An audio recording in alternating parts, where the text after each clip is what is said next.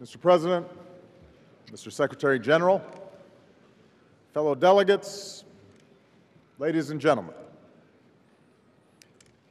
it is a great honor for me to be here today. I would like to talk to you about a subject that is at the heart of the United Nations: the pursuit of peace in an imperfect world.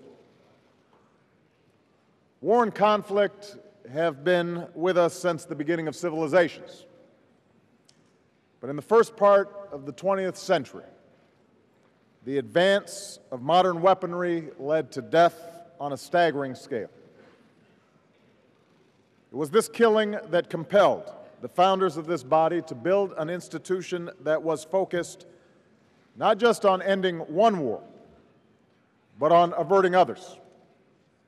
A union of sovereign states that would seek to prevent conflict while also addressing its causes. No American did more to pursue this objective than President Franklin Roosevelt. He knew that a victory in war was not enough.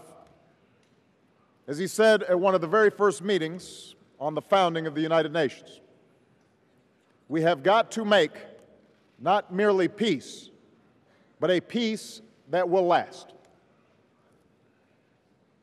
The men and women who built this institution understood that peace is more than just the absence of war.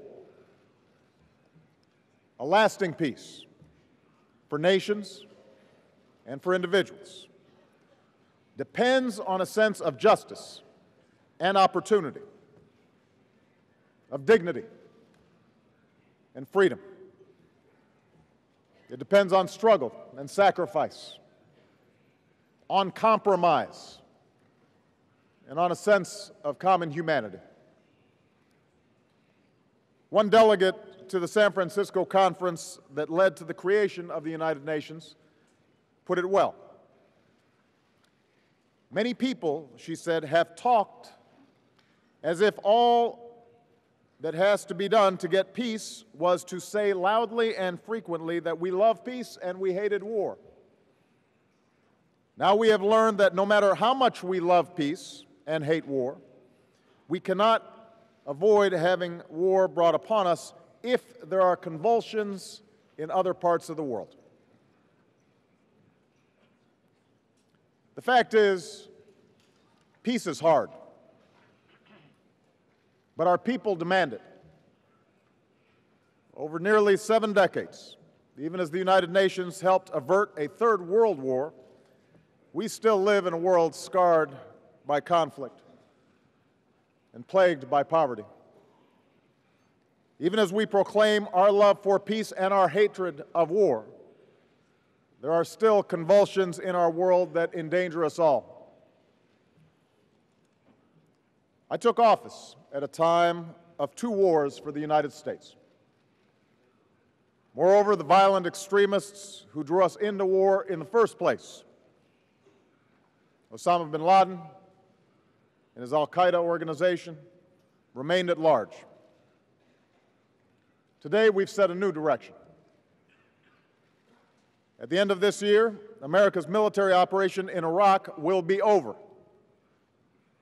We will have a normal relationship with a sovereign nation that is a member of the community of nations. That equal partnership will be strengthened by our support for Iraq, for its government and for its security forces, for its people, and for their aspirations. As we end the war in Iraq, the United States and our coalition partners have begun a transition in Afghanistan. Between now and 2014, an increasingly capable Afghan government and security forces will step forward to take responsibility for the future of their country.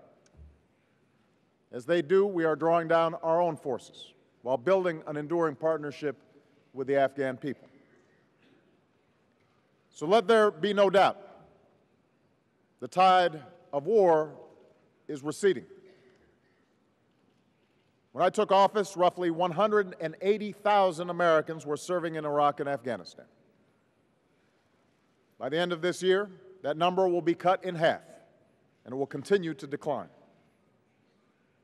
This is critical for the sovereignty of Iraq and Afghanistan. It's also critical to the strength of the United States as we build our nation at home. Moreover, we are poised to end these wars from a position of strength. 10 years ago, there was an open wound and twisted steel, a broken heart in the center of this city. Today, as a new tower is rising at ground zero, it symbolizes New York's renewal, even as al-Qaeda is under more pressure than ever before. Its leadership has been degraded, and Osama bin Laden, a man who murdered thousands of people from dozens of countries, will never endanger the peace of the world again. So yes, this has been a difficult decade. But today we stand at a crossroads of history with the chance to move decisively in the direction of peace. To do so, we must return to the wisdom of those who created this institution. The United Nations founding charter calls upon us to unite our strength to maintain international peace and security. And Article 1 of this General Assembly's Universal Declaration of Human Rights reminds us that all human beings are born free and equal in dignity and in rights. Those bedrock beliefs in the responsibility of states and the rights of men and women must be our guide. And in that effort, we have reason to hope. This year has been a time of extraordinary transformation. More nations have stepped forward to maintain international peace and security. And more individuals are claiming their universal right to live in freedom and dignity. Think about it. 1 year ago, when we met here in New York, the prospect of a successful referendum in South Sudan was in doubt.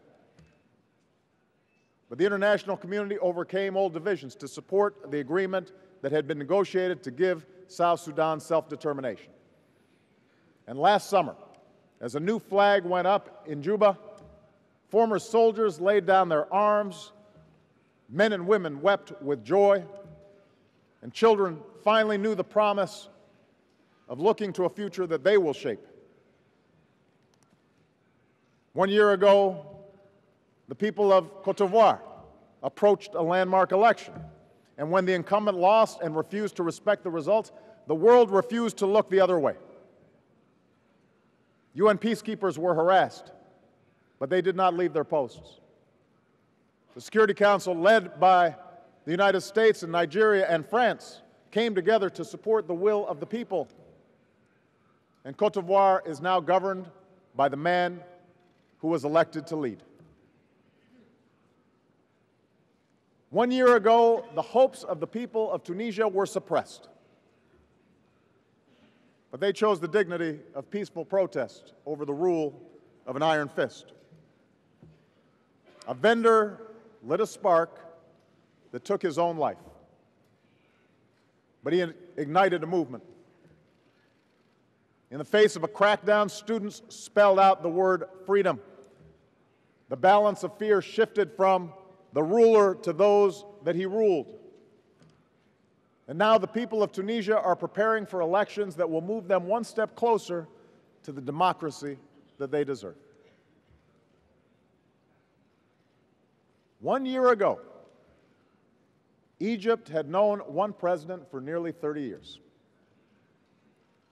But for 18 days, the eyes of the world were glued to Tahrir Square, where Egyptians from all walks of life, men and women, young and old, Muslim and Christian, demanded their universal rights.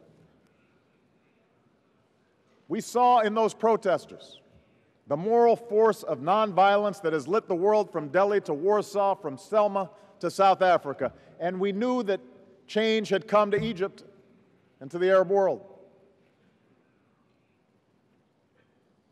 1 year ago, the people of Libya were ruled by the world's longest-serving dictator. But faced with bullets and bombs and a dictator who threatened to hunt them down like rats, they showed relentless bravery. We will never forget the words of the Libyan who stood up in those early days of the revolution and said, "Our words are free now." It's a feeling you can't explain. Day after day, in the face of bullets and bombs, the Libyan people refused to give back that freedom. And when they were threatened by the kind of mass atrocity that often went unchallenged in the last century, the United Nations lived up to its charter. The Security Council authorized all necessary measures to prevent a massacre. The Arab League called for this effort. Arab nations joined a NATO-led coalition that halted Gaddafi's forces in their tracks. In the months that followed, the will of the coalition proved unbreakable, and the will of the Libyan people could not be denied. 42 years of tyranny was ended in 6 months. From Tripoli to Misrata to Benghazi, today Libya is free. Yesterday, the leaders of a new Libya took their rightful place beside us. And this week, the United States is reopening our embassy in Tripoli. This is how the international community is supposed to work. Nations standing together for the sake of peace and security, and individuals claiming their rights. Now all of us have a responsibility to support the new Libyan government as they confront the challenge of turning this moment of promise into a just and lasting peace for all Libyans. So this has been a remarkable year. The Gaddafi regime is over. Gbagbo, Ben Ali, Mubarak are no longer in power. Osama bin Laden is gone, and the idea that change could only come through violence has been buried with him. Something's happening in our world. The way things have been is not the way that they will be. The humiliating grip of corruption and tyranny is being pried open. Dictators are on notice. Technology is putting power into the hands of the people. The youth are delivering a powerful rebuke to dictatorship and rejecting the lie that some races, some peoples, some religions, some ethnicities do not desire democracy. The promise written down on paper, all human beings are born free and equal in dignity and rights, is closer at hand. But let us remember, peace is hard. Peace is hard. Progress can be reversed. Prosperity comes slowly. Societies can split apart. The measure of our success must be whether people can live in sustained freedom, dignity, and security. And the United Nations and its member states must do their part to support those basic aspirations. And we have more work to do. In Iran, we've seen a government that refuses to recognize the rights of its own people. As we meet here today, men and women and children are being tortured, detained, and murdered by the Syrian regime. Thousands have been killed, many during the holy time of Ramadan. Thousands more have poured across Syria's borders. The Syrian people have shown dignity and courage in their pursuit of justice, protesting peacefully, standing silently in the streets, dying for the same values that this institution is supposed to stand for. The question for us is clear. Will we stand with the Syrian people or with their oppressors? Already the United States has imposed strong sanctions on Syria's leaders. We supported a transfer of power that is responsive to the Syrian people. And many of our allies have joined in this effort. But for the sake of Syria and the peace and security of the world, we must speak with one voice. There's no excuse for inaction. Now is the time for the United Nations Security Council to sanction the Syrian regime and to stand with the Syrian people. Throughout the region, we will have to respond to the calls for change. In Yemen, men, women, and children gather by the thousands in towns and city squares every day with the hope that their determination and spilled blood will prevail over a corrupt system. America supports those aspirations.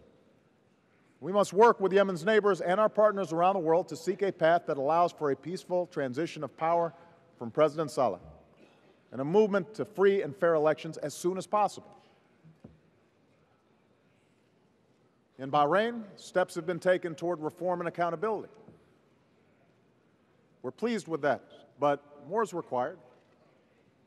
America is a close friend of Bahrain, and we will continue to call on the government and the main opposition bloc, the WIFAQ, to pursue a meaningful dialogue that brings peaceful change that is responsive to the people.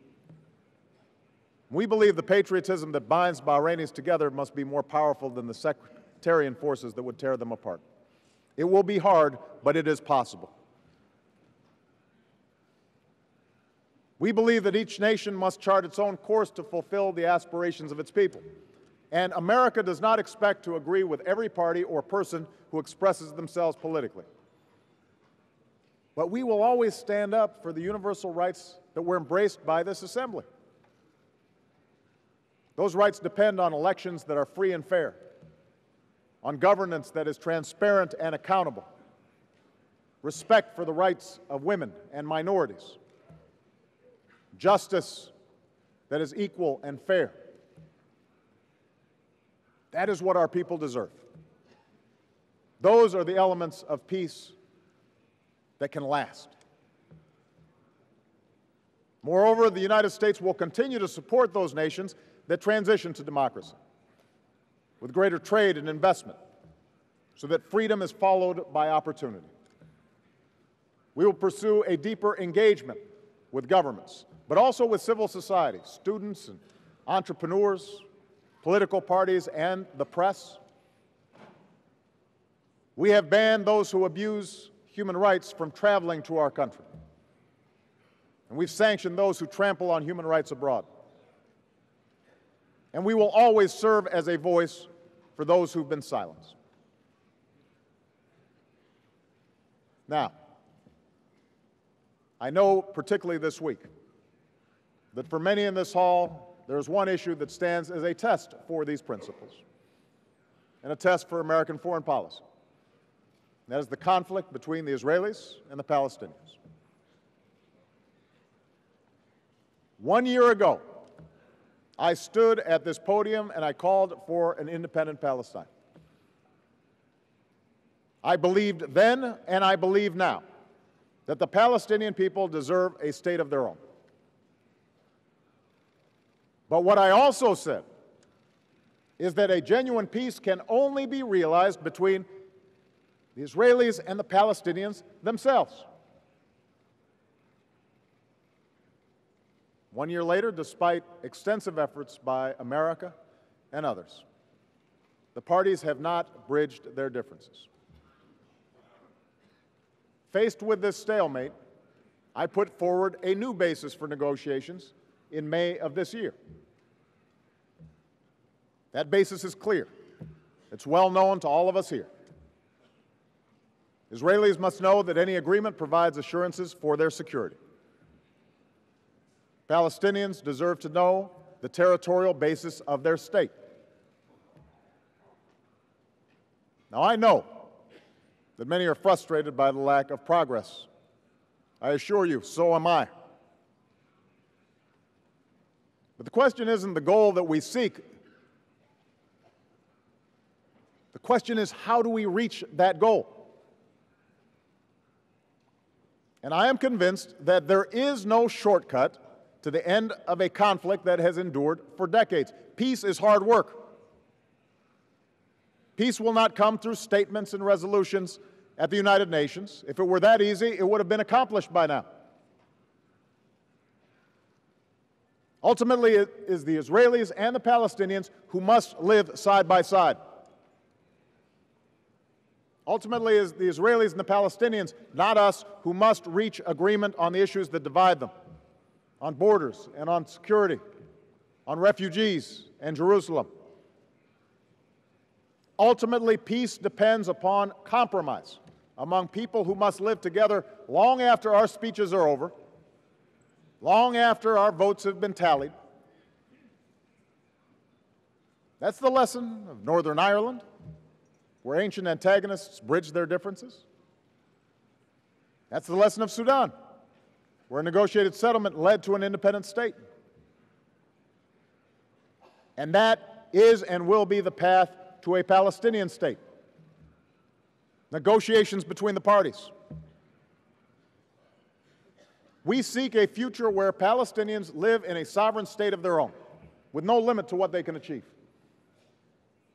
And there's no question that the Palestinians have seen that vision delayed for too long.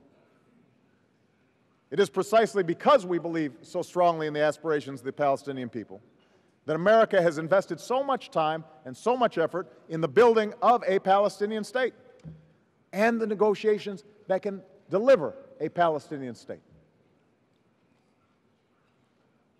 But understand this as well. America's commitment to Israel's security is unshakable. Our friendship with Israel is deep and enduring. And so we believe that any lasting peace must acknowledge the very real security concerns that Israel faces every single day. Let us be honest with ourselves. Israel is surrounded by neighbors that have waged repeated wars against it. Israel's citizens have been killed by rockets fired at their houses and suicide bombs on their buses. Israel's children come of age knowing that throughout the region, other children are taught to hate them. Israel, a small country of less than 8 million people, look out at a world where leaders of much larger nations threaten to wipe it off the map. The Jewish people carry the burden of centuries of exile and persecution and fresh memories of knowing that 6 million people were killed simply because of who they are. Those are facts. They cannot be denied. The Jewish people have forged a successful state in their historic homeland. Israel deserves recognition. It deserves normal relations with its neighbors. And friends of the Palestinians do them no favors by ignoring this truth, just as friends of Israel must recognize the need to pursue a two-state solution with a secure Israel next to an independent Palestine. That is the truth. Each side has legitimate aspirations, and that's part of what makes peace so hard. And the deadlock will only be broken when each side learns to stand in the other's shoes. Each side can see the world through the other's eyes. That's what we should be encouraging. That's what we should be promoting. This body, founded as it was out of the ashes of war and genocide, dedicated as it is to the dignity of every single person, must recognize the reality that is lived by both the Palestinians and the Israelis.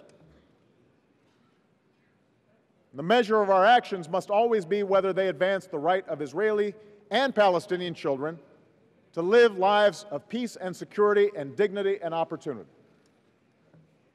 And we will only succeed in that effort if we can encourage the parties to sit down, to listen to each other, and to understand each other's hopes and each other's fears.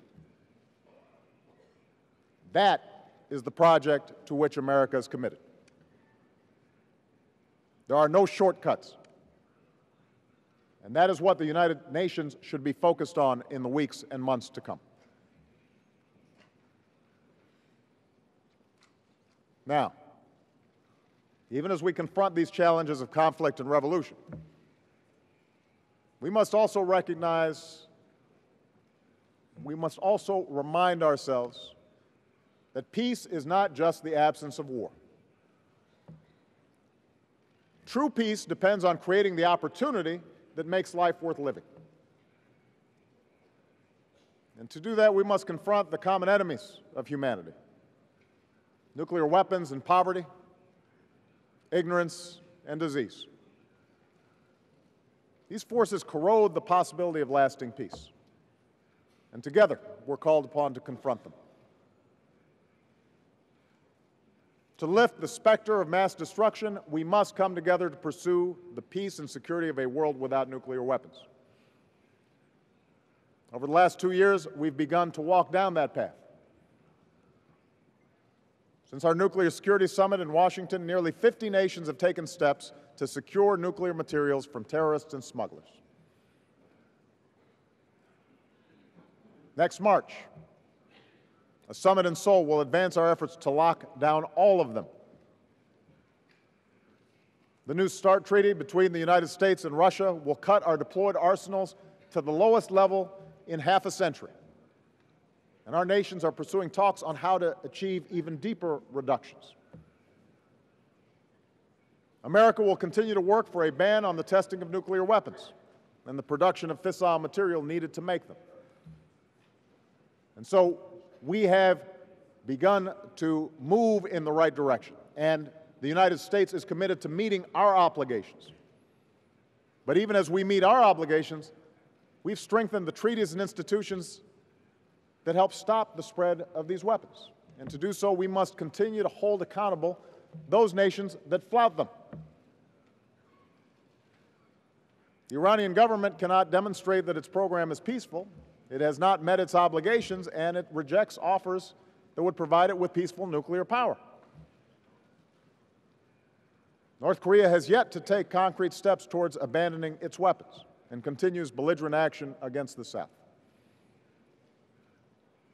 There is a future of greater opportunity for the people of these nations if their governments meet their international obligations. But if they continue down a path that is outside international law, they must be met with greater pressure and isolation. That is what our commitment to peace and security demands. To bring prosperity to our people, we must promote the growth that creates opportunity. In this effort, let us not forget that we've made enormous progress over the last several decades. Closed societies gave way to open markets. Innovation and entrepreneurship has transformed the way we live and the things that we do. Emerging economies from Asia to the Americas have lifted hundreds of millions of people from poverty. It's an extraordinary achievement. And yet 3 years ago, we were confronted with the worst financial crisis in 8 decades. And that crisis proved a fact that has become clear with each passing year. Our fates are interconnected. In a global economy, nations will rise or fall together. And today we confront the challenges that have followed on the heels of that crisis. Around the world, recovery is still fragile. Markets remain volatile. Too many people are out of work. Too many others are struggling just to get by. We acted together to avert a depression in 2009. We must take urgent and coordinated action once more.